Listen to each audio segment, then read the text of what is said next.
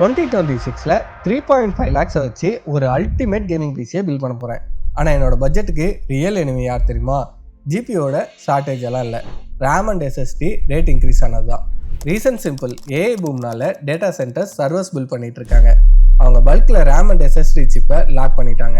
அதனால கன்சூமர் மார்க்கெட்லேயும் stock demand ஆகி ப்ரைஸ் அப் ட்ரெண்ட்லேயே போயிட்டுருக்கு. பிசி பில்ட் பண்ணும்போது சிபியு அண்ட் ஜிபியோ மட்டும் மைண்டில் வைக்காதீங்க. ரேம் அண்ட் எஸ்எஸ்டியோட அவைலபிலிட்டி ப்ளஸ் ப்ரைஸையும் ஃபஸ்ட்டு கன்சிடர் பண்ணிவிட்டு பிளான் பண்ணுங்கள். ஸோ இப்போ நம்மளோட பட்ஜெட்டை காம்பனண்ட் வைஸ் ஸ்ப்ளிட் பண்ணி பிளான் பண்ண போகிறோம். ஜிபியூக்கு 45%, கேமிங் ப்ளஸ் ரெண்டரிங்காக, சிபியூக்கு 18%, ஸ்டேபிளான எடிட்டிங்காக, ரேம்க்கு 15%, மல்டி டாஸ்கிங் ப்ளஸ் ஸ்மூத்தான எடிட்டிங்க்கு. அதாவது கிராஃபிக்ஸ் கார்டுக்கு 1,57,500, சிபியூக்கு 63,000, ரேம்க்கு 52,500 ஸ்பெண்ட் பண்ண போகிறோம். The Zotac RTX 5080 graphics card, இதோட ப்ரைஸ் ரேஞ்ச் பார்த்தோம்னா 1,45,000. அப்படி இதில் என்ன இருக்குன்னா 7 eating pipes and vapour sambar இருக்குது. ப்ராக்டிக்கலாக சொன்னால் 360 வாட்ஸ் ஃபுல் லோடில் கூட ஜிபியூ டெம்பரேச்சர் 65 டிகிரியை தாண்டாது. Even high speed memory DDR7 இருந்தாலும் 72 டிகிரி ரேஞ்சிலேயே சேஃபாக மெயின்டைன் ஆகும். கண்டினியூஸாக ஹெவி ஒர்க் பண்ணாலும் லேக் ஆகாமல் ஒர்க் ஆகும். அதுவும் இல்லாமல் metal black plate and optimal thermal pad contact இருக்கிறதுனால ஈவன் 6 hours கண்டினியூஸாக ரெண்டர் பண்ணாலும் தெர்மல் தாட்லிங் ஆகாது. இதோட 30 GBps மெமரி பேண்ட்வித் இருக்குது. 4K ஒர்க் ஃப்ளோவில் கூட சஸ்டைன்ட் ஹை ஸ்பீட் அவுட்புட்டை டெலிவரி பண்ணும். சிஸ்டம் லோட் எவ்வளோ ஹெவியாக இருந்தாலும் பர்ஃபார்மன்ஸ் த்ரூ அவுட் ஸ்டேபிளாக இருக்கும். நம்ம பட்ஜெட்டில் இப்போது 3 ப்ராசஸர் தான் ரேஸில் இருக்குது. Ultra 9 285K, அதோட ப்ரைஸ் பார்த்தோன்னா 63,000 வருது. ஸோ அதை கொஞ்சம் தள்ளி வச்சிடலாம். இப்போ நம்ம ரியல் ஃபைட்டு 2 பேருக்கு தான். Intel i9 4900K vs Ryzen 9 9900X processor. Intel i9 1400K எடுத்துக்கிட்டால் பேப்பரில் 24 கோர்னு பார்க்க பெருசாக இருக்கும். ஆனால் ரியாலிட்டி செக் பண்ணால் அதில் 8 கோர் தான் ரியல் ஃபைட் மாஸ்டர், அதாவது பீகோஸ். இவங்க தான் ஹெவி டாஸ்க்ஸை ஹேண்டில் பண்ணுவாங்க. மீதி 16 கோருமே ஜூனியர் ஆர்டிஸ்ட் மாதிரி, அதாவது ஈகோஸ், சின்ன சின்ன பேக்ரவுண்ட் ஒர்க்ஸ்லாம் பண்ணுவாங்க. ஆனால் Ryzen 9 9900X அப்படி இல்லை. இங்கே ஒரு 12 மெம்பர்ஸ் ட்ரெயின்டு ஸ்குவாட் இருக்காங்க. இங்கே வீக்கான பிளேயர்ஸே இல்லை. 12 கோருமே ஒரே மாதிரி ஸ்ட்ராங்காக இருக்கும். ஸோ ரெண்டரிங் அண்ட் எடிட்டிங்னு வரும்போது எந்த லாகும் இல்லாமல் ஸ்டேபிளாக வேலை செய்வாங்க. இப்போ ப்ரைஸ் செக் பண்ணலாம். இன்டெல் i9 மார்க்கெட் ப்ரைஸ் ரஃபாக 52,500 வருது. ஆனால் AMD Ryzen 9 வெறும் 49,000 தான். டைரெக்டாக பார்த்தாலே இங்கே 3,500 சேவ் ஆகுது. பர்ஃபார்மன்ஸில் நம்ம பார்த்த அதே ஸ்ட்ராங்கான ஸ்குவாட் கிடைக்குது. ப்ரைஸும் கம்மி, ஸ்டெபிலிட்டியும் அதிகம். அதனால் Ryzen 9 இந்த கம்பேரிசனில் நம்ம சூஸ் பண்ணியிருக்கோம்.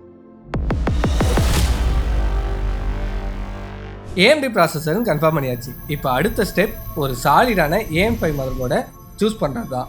மார்க்கெட்டில் AM5 சாக்கெட்டில் நிறைய ஆப்ஷன்ஸ் இருக்குது. ஆனால் நான் பெஸ்ட்டு வேல்யூ ஃபார் மணியாக பார்க்குறது அஸ்ட்ராக் B850 Pro RS Wi-Fi தான். இதோட மெயின் ஃபியூச்சர் பார்த்தோம்னா VRAMல இருக்க 14+2+1 Dr. MOS power designed. இது சிபியூக்கு தேவைப்படுற வோல்டேஜை கான்ஸ்டண்ட்டாக சப்ளை பண்ணும். ஸோ பர்ஃபார்மன்ஸும் ஸ்டேபிளாக இருக்கும். ஸ்டோரேஜில் முக்கியமாக 4 NVMe M.2 ஸ்லாட் இருக்குது.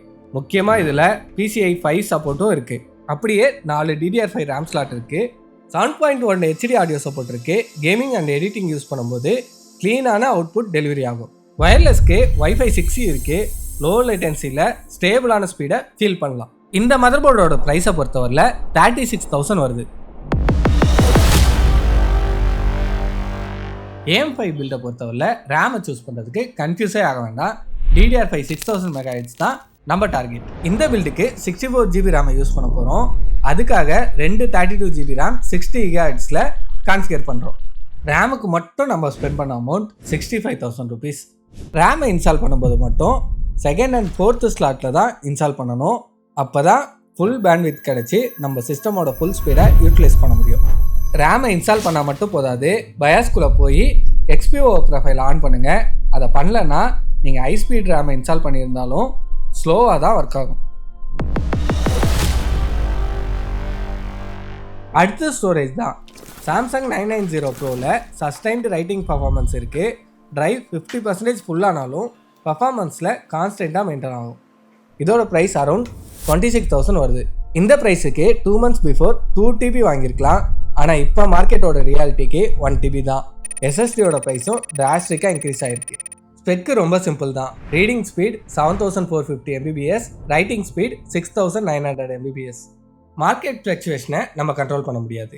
ஆனால் ஒரு ப்ரொஃபஷனல் பில்டுக்கு ரிலையபிலிட்டி ரொம்ப அவசியம். ஃபியூச்சர் அப்கிரேடுக்கு வெயிட் பண்ணலாம். ஆனால் மெயின் டிரைவுக்கு 990 Pro தான் ஸ்டாண்டர்டான சாய்ஸ். ஒரு ஹை-எண்ட் பிசிக்கு கூலிங், ஏர்ஃப்ளோ, பவர் ஸ்டெபிலிட்டி இது மூணுமே நான் நெகோஷியபிள் ரிலையபிலிட்டிக்காக நம்ம யூனிஃபைடு கோஸ்டார் ஈகோ சிஸ்டமை செலக்ட் பண்ணியிருக்கோம். தெர்மல் சொல்யூஷனுக்காக ஃபஸ்ட்டு கோஸ்டார் 360 RS ARGPயை சூஸ் பண்ணியிருக்கோம். இதோட ப்ரைஸ் அரௌண்ட் 8,000 rupees வரும். நம்ம யூஸ் பண்ணுறது Ryzen 9 ப்ராசஸர். இது ஹெவி ஒர்க் லோடில் ஹை ஹீட்டை ஜென்ரேட் பண்ணும். நார்மல் ஏர் கூலர்லாம் இதுக்கு செட் ஆகாது. இந்த கூலரில் 360 mm ரேடியேட்டர் இருக்கிறதுனால ஒரு பெரிய சர்ஃபேஸ் ஏரியாவை தருது. இதோட பம்ப் எஃபிஷியன்சி ஹையாக இருக்கிறதுனால CPU ஹெவி லோட்லையும் பேஸ் டெம்பரேச்சர்லேயே மெயின்டைன் பண்ணுது. கேசிங்கை பொறுத்த வரைக்கும் ஒவ்வொருத்தரோட பர்சனல் சாய்ஸ். அதில் ஒரே ஒரு கண்டிஷன் தான், ஏர்ஃப்ளோ அண்ட் பில் குவாலிட்டி நல்லா இருந்தால் மட்டும் போதும். அதனால் நாங்கள் சூஸ் பண்ணது கோஸ்டார் 3500X கேபினெட். இதோட காஸ்ட் 8,500 வருது. காரில் இருக்க பேனராமிக் சன்ரூஃப் மாதிரி கிளாஸ் பேனலில் டிசைன் பண்ணியிருக்காங்க. இன்டர்னல் காம்பனண்ட்ஸ்லாம் கிளியராகவே தெரியுது. ப்ரீ இன்ஸ்டால்டாக ARGP ஃபேன் வருது. அதனால் கேஸ்க்குள்ளே ஒரு பாசிட்டிவ் ஏர் ப்ரெஷரை க்ரியேட் ஆகும். டஸ்ட் அக்குமுலேஷனும் இது குறைக்குது. ஃபைனலி SMBSஸை நம்ம சூஸ் பண்ண போகிறோம். RM1000X 80+ கோல்டு தான் சூஸ் பண்ணியிருக்கோம். இதோட ப்ரைஸ் பார்த்தோம்னா 14,500 வருது. இந்த கான்ஃபிகரேஷனுக்கு 850 watts போதும். ஆனால் 1000 watts நம்ம சூஸ் பண்ணிக்குவோம். ஏன்னா சிஸ்டம் ஃபுல் லோடில் ரன் ஆனால் கூட PSU ப்ரெஷர் எடுத்துக்காமல் 50 to 60% லோட்லேயே ரன் ஆகும். பில்டு இப்போ டெக்னிக்கலாக கம்ப்ளீட் ஆகிடுச்சு. பெஞ்ச்மார்க் என்னன்றதை இப்போ டெஸ்ட் பண்ணலாம். ஃபஸ்ட்டு கீக் பெஞ்ச்மார்க்கில் CPU டெஸ்ட்டை ரன் பண்ணி பார்த்தோம். சிங்கிள் கோர் 3221 மல்டி கோர் 13,470 நமக்கு கிடச்சிது. அதே கீக் பெஞ்ச் ஸ்கோரில் GPUவோட ஸ்கோர் 2,62,986 கிடச்சிருக்கு. சினி பெஞ்சோட CPU ஸ்கோர் சிங்கிள் கோரில் 2,235 மல்டி கோரில் 32,478 கிடச்சிருக்கு.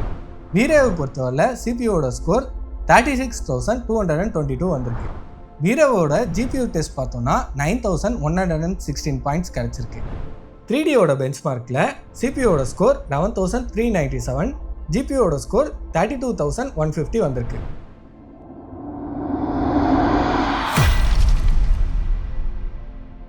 $3.5 lakhs பட்ஜெட்டில் ஒரு அல்டிமேட் ஒர்க் ஸ்டேஷன் இப்போ நம்ம டேபிள் மேலே இருக்குது. இந்த மிஷினோட பர்ஃபார்மன்ஸை பற்றி எனக்கு எந்த டவுட்டும் இல்லை. ஆனால் 2026 PC பில்ட் பண்ணுறவங்களுக்கு என்னோடய அட்வைஸ் என்னென்னா, மார்க்கெட்டில் ப்ரைஸ் ஏறிடுச்சுன்னு பயப்படாதீங்க. பில்ட் பண்ணுறதையும் ஸ்டாப் பண்ணாதீங்க. நம்ம எடுத்திருக்க மதர் போர்டில் எக்ஸ்ட்ரா M.2 ஸ்லாட்டும் RAM ஸ்லாட்டும் சும்மா டிசைனுக்காக கொடுக்கல. அதுதான் இப்போதைக்கு நம்மளோட எஸ்கேப் ரூட்டாக இருக்க போகுது.